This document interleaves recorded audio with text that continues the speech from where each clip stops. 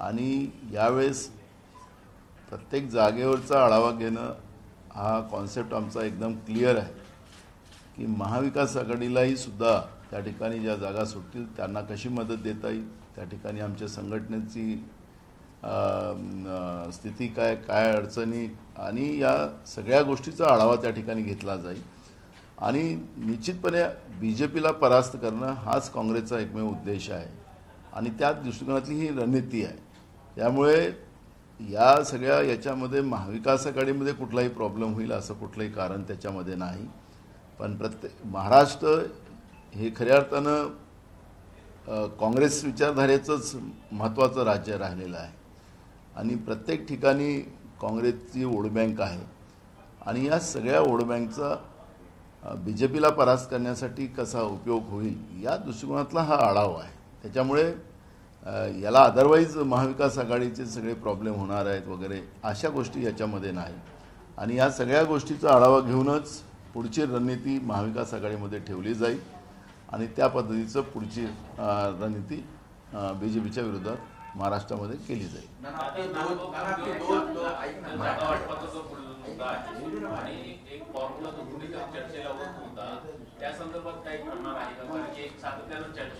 नाही, अजून जागा वाटपाचं कुठलंही अजून निर्णय झालेले नाही आणि जागा वाटपाचा जेव्हा निर्णयाच्या वेळेस सगळी प्रत्येक पक्षाचे आमचे 3 पक्ष आम्ही महाविकास आघाडीमध्ये आहोत.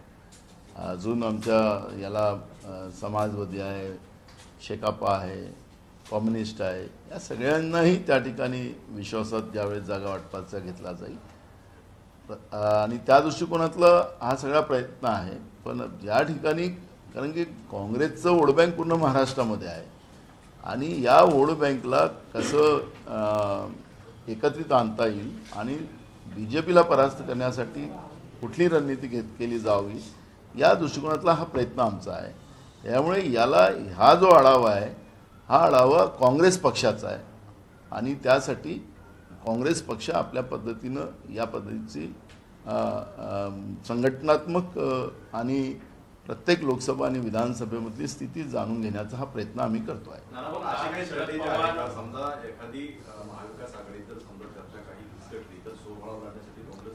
बघा, मुद्दा फिसकटण्याचा प्रश्न नाही. महाविकास आघाडी पक्की आहे.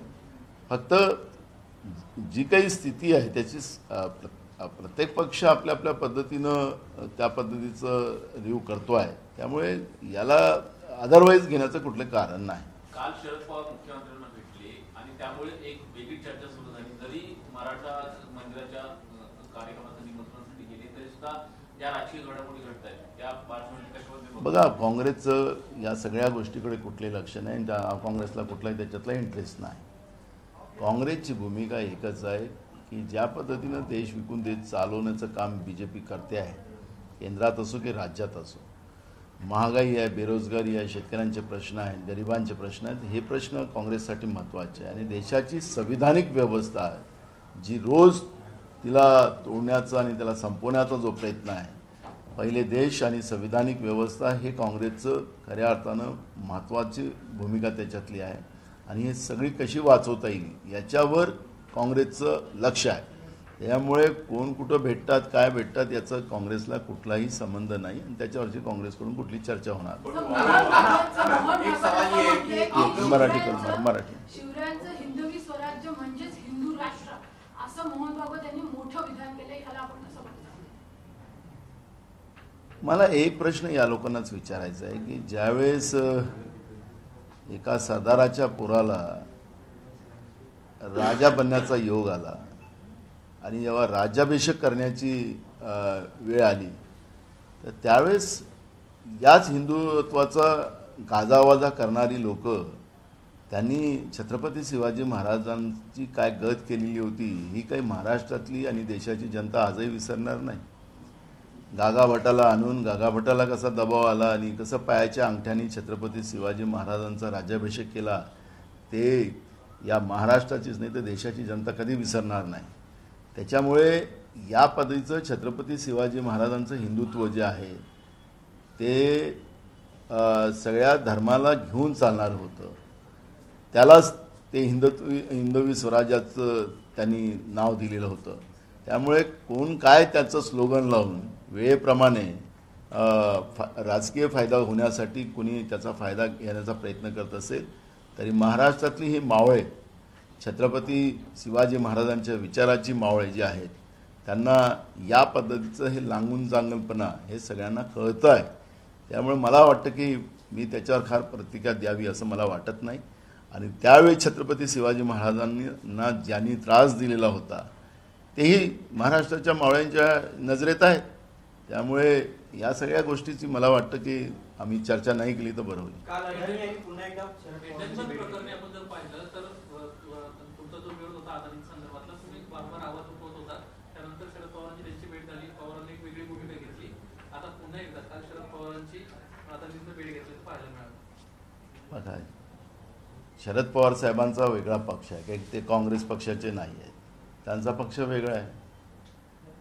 आम्ही BJPला परास्त करण्यासाठी एकत्रित आलेलो. आता ज्यांना कोणाला तर जबरदस्ती करतात येत नाही, त्यामुळे ते कोणाला भेटतात, त्यांचं मत काय असू शकतो, कोणाला कोणाचं कोणता विचाराचं समर्थन करायचं असेल तो त्यांचा प्रश्न आहे. त्याबद्दल त्यांनी ते अदानीच त्यांच्या घरी जायला राहायला उद्या गेले तर त्याचा आम्हाला विरोध करायची काय गरज आहे.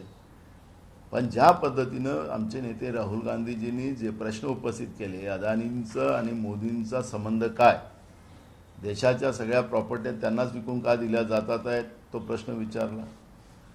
जागतिक पातळीवरील जे कॉन्ट्रॅक्ट द्यायचे असेल तर प्रधानमंत्री त्यांनाच कॉन्ट्रॅक्ट मिळवून देण्यासाठी स्वतः फोन करतात, हे पण अनेकदा उघडकीस आलं. तर एवढा काय संबंध आहे, एवढाच प्रश्न आमचा त्याच्यामध्ये आहे.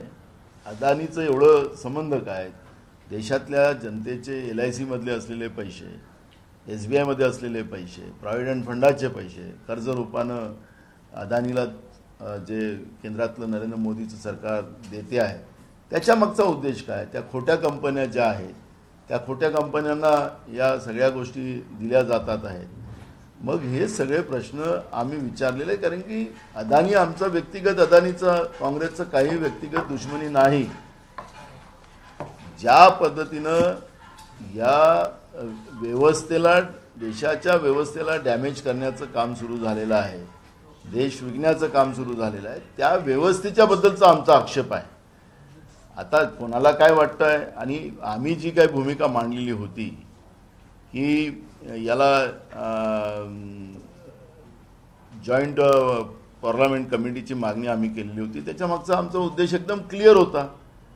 सरकार का विरोध त्याला मदत करत नाही, ती मागणी का मान्य करत नाही.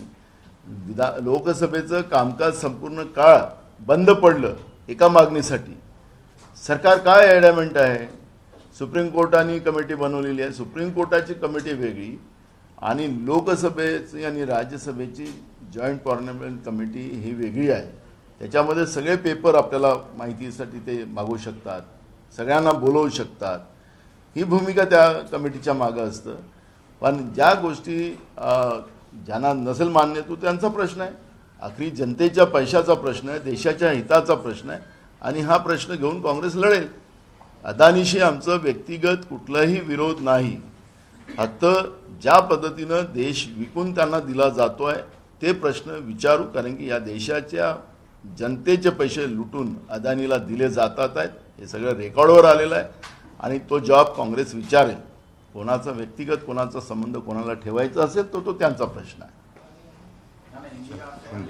यस, पहला सवाल ये है कि कल जिस तरह से आज आप लोग की जो मीटिंग 2 दिवसीय हो रही है, क्या इस तरह का भी विचार चल रहा है कि कहीं पे अगर कोई विधायक है उसको अगर लोकसभा में उतारना है तो क्या उस तरह की भी आप लोग की तैयारी रहेगी? क्योंकि चुनाव जीतना आपने कहा कि मेरिट बहुत इम्पोर्टेंट है, तो क्या कांग्रेस पार्टी इस तरह भी सोच रही है? देखो, बड़ा बदलाव राजनीतिक व्यवस्था में आ रहा है.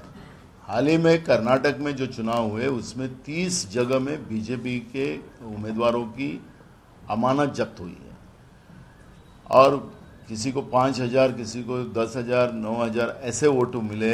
और 30 उम्मीदवारों में कई बार मंत्री रह चुके लोग उम्मीदवार थे बीजेपी के, 3-4 बार के MLA थे. तो बड़े पैमाने में लोगों के वोटों का शिफ्टिंग शुरू हो चुका है. बीजेपी के बारे में लोगों में गुस्सा पैदा चालू हो गया है, जिसका उदाहरण कर्नाटक में 30 जगह, एक दो जगह में हो सकता है, लेकिन 30 जगह में इस तरह का जो वोटिंग परसेंटेज में बड़े उतार चढ़ाव आए हैं, उसके आधार पर अब पूरे देश में बीजेपी के लिए पर्याय सिर्फ कांग्रेस ही है। और कांग्रेस की भूमिका इसमें स्पष्ट है। देश का सबसे दूसरा लार्जेस्ट स्टेट महाराष्ट्र है, जिसमें 48 लोकसभा की जगह है, और यही सब जगहों को पूरा केंद्रीकृत कर और हमारे हर जिले के नेताओं को बुलाकर हम लोगों ने एक रिव्यू लेने का हमने प्लान किया है। उसमें 288 विधानसभा की सीट है और हमारी 48 लोकसभा की सीट है। इस सभी सीटों पे हम लोग चर्चा करेंगे और वो जो स्थितियां है वहाँ की मेरिट के आधार पर वो हमारे महाविकास आघाड़ी के सामने हम रखेंगे। और मुझे लगता है कि महाविकास आघाड़ी भी ये सब चीज़ों को सहमति देगी, क्योंकि उनका भी टारगेट बीजेपी को हराना है, तो स्वाभाविक है। और महाराष्ट्र वैसे भी कांग्रेस विचारधारा का हमेशा रहा है और कांग्रेस का जो वोट है वो महाराष्ट्र के हर जगह है, और ये सब वोटों को पूरे इकट्ठा करना ये आज के मीटिंग के पीछे का हमारा मूल उद्देश्य है। सर, कैबिनेट की बैठक में एक फैसला लिया गया जिसकी वजह से पवार साहब भी कल मुख्यमंत्री से मिले, जो जानकारी सामने निकल रही है कोऑपरेटिव सेक्टर्स में जो 5 साल जिन्होंने वोटिंग नहीं किया या फिर जो मेंबर्स एक्टिव नहीं है, उनके अधिकार जो है वो सरकार ने निकाल दिए हैं। इससे कांग्रेस और एनसीपी का जो कोऑपरेटिव सेक्टर में बोलबाला है उसको कहीं ना कहीं कम करने की कोशिश की जा रही है। ऐसा लगता है आपको कि ये देखो, जो भी अभी महाराष्ट्र में एपीएमसीबी के चुनाव हुए उसमें भी बीजेपी को परास्त होना पड़ा। उसमें भी उन्हें जो वोटर्स नहीं था, जो किसान है 7/12 के आधार पे भी खड़ा हो सकता है, ऐसा भी एक पॉलिसी ये सरकार ने बनाई।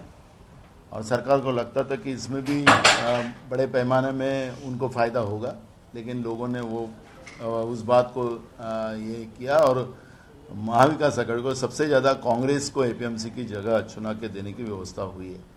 तो सरकार कोई भी नए नए कानून ला ले तो भी उसका परिणाम कुछ नहीं होगा।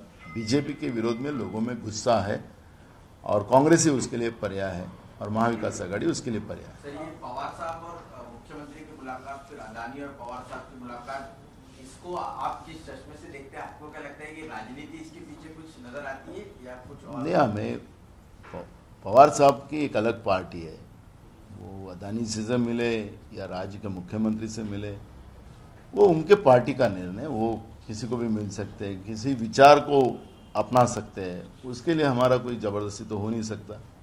कांग्रेस एक विचारधारा है, कांग्रेस विचारधारा के साथ लड़ेंगी और लोग कांग्रेस को साथ देंगी। और मुझे लगता है कि आने वाली सरकार भी देश में राहुल गांधी जी के लीडरशिप में देश में बनेगी।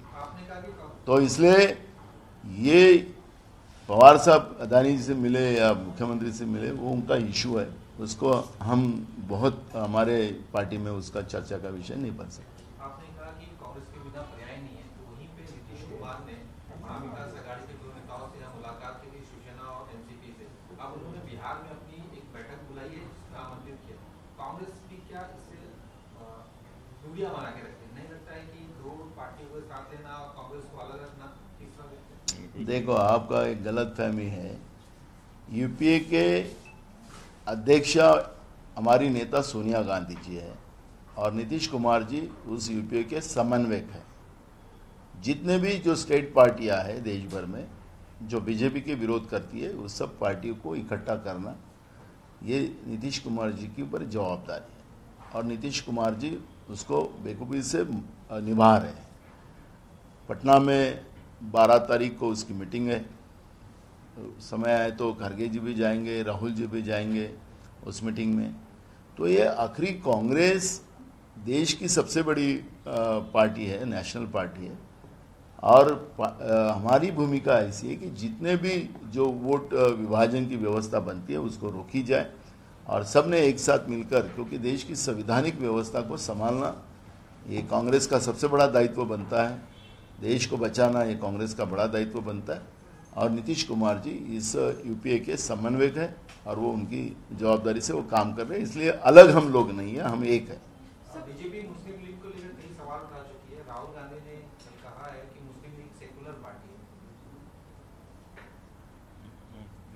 आपको किसी ने गलत उसको फिट किया है। वो मुस्लिम लीग पार्टी कोई है ही नहीं वैसा, तो उसके लिए सेकुलर ये विषय कैसे हो सकता है, और ये किसी से गलती से फिट किया है। सर काल राष्ट्रवादीने जो आढावा घेतल्यानंतर त्यांनी पुण्याचा देखील आढावा घेतला लोकसभा ह्याचा. आपण पण आढावा घेणार आहात. तर पहिलीच ही परीक्षा आहे की पुणे लोकसभाचं पोटनिवडणूक झाली तर काँग्रेस राष्ट्रवादी दोघांनी दावा केला. मला असं वाटतं की आता पोटनिवडणुका होतील असं काही वाटायचं कारण नाही, कारण की आता 1 वर्षाच्या आत या सगळ्या निवडणुकीचा कालावधी आलेला आहे. येणाऱ्या फरवरी महिन्यामध्ये लोकसभेची जनरल निवडणुकीची आचारसंहिता लागू शकते. तर आता फरवरी महिना आता राहिला अंतर आपल्याजवळ 6 महिन्याचं. तर मला असं वाटतं की या पोटनिवडणुका काही होणार नाही असं आम्हाला जो अंदाज आहे त्याच्यावर मी तुम्हाला सांगतोय. झाली तरी काँग्रेसची तयारी आहे, पण जनरल निवडणुका ज्या लोकसभेच्या त्या येत्या फरवरीलाच त्याची आचारसंहिता लागणार आहे. त्यामुळे मला वाटतं की पोटनिवडणुका हा विषय आता पोटातच राहील की काय असंच मला आता जाणवत आहे. आखिरी में ऐसा आप लोग का असेसमेंट है कि जो उपचुनाव है पुणे का वो सरकार नहीं करा रही है? आखिरी लोकसभा का जो कालावधि का जो इलेक्शन का पीरियड होता है वो 1 साल के ऊपर का होना चाहिए, और असेंबली है वो 6 महीने के ऊपर का, ऐसा चुनाव आयोग के नियम है. अब मुझे लगता है कि आने वाले फरवरी में हमारा जो लोकसभा के जनरल चुनाव के आचार संहिता लग सकती है. तो ऐसे समय में ये उपचुनाव हो गए ऐसा हमें नहीं लगता, लेकिन कांग्रेस पार्टी की तैयारी है. ओके. भंडाऱ्याची उधळण म्हणजे